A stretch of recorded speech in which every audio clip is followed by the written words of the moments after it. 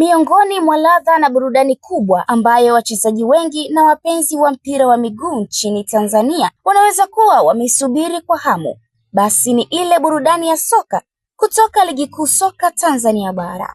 Baada ya maandalizi ya muda mrefu kwa kila timu, pazia la Ligi Kuu Tanzania Bara msimu wa 2026-2027 linakwenda kufunguliwa Agosti 14 mwaka huu kwa mchezo wa ufunguzi utakaozikutanisha timu ya Pamba Jiji FC dhidi ya Dodoma Jiji majira ya saa 8 kamili mchana katika uwanja wa CCM Kirumba jijini Mwanza.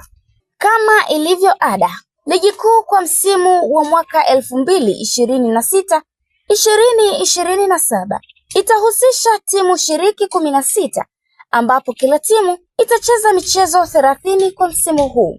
Timu hizo ni pamoja na Azam FC ambapo itakuwa chini ya kocha Flora Ibenge, Coastal Union chini ya kocha Fikiri Elias, Dodoma Jiji FC chini ya kocha Vincent Mashami, Fountain Gate FC ambayo itaongozwa na kocha Fredi Minziro, Geita Gold FC chini ya kocha Zuberi Katwila, JKT Tanzania wakiongozwa na kocha Ahmad Ali, Kagera Sugar chini ya kocha Juma Kaseja, Mashujaa FC chini ya kocha Amani Josia, Mbeya City FC watakuwa na kocha Salum Mayanga, Namungo FC chini ya kocha Juma Mgunda, Polisi Tanzania chini ya kocha Mbwana Makata, Simba Sports Club wakiongozwa na kocha Steve Baka, Singida Black Stars chini ya kocha Papiki Moto,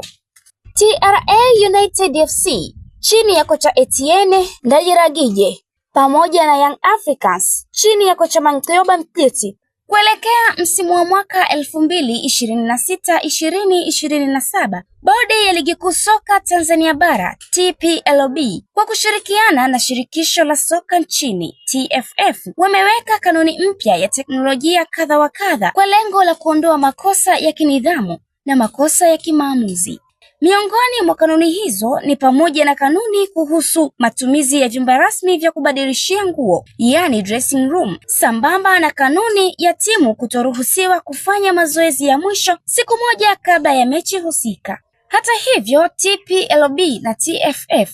wamekuja na teknolojia ya video support,